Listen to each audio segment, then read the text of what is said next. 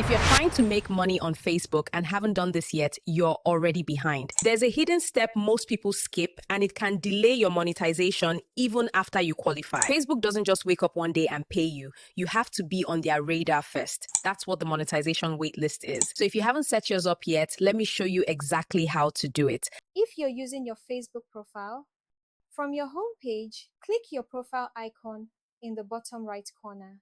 Tap Professional Dashboard. Scroll across to Monetization. Click each monetization option available on your profile. Then tap Notify Me on all of them. This puts your profile on Facebook's radar. If you're using a Facebook page, click your profile image in the bottom right corner and switch from your personal profile to your page. Now that you're on your page, click your profile image in the bottom right corner again. Tap Professional Dashboard. Now, tap Monetization. Turn on every monetization option available for your page. Like and share with a friend.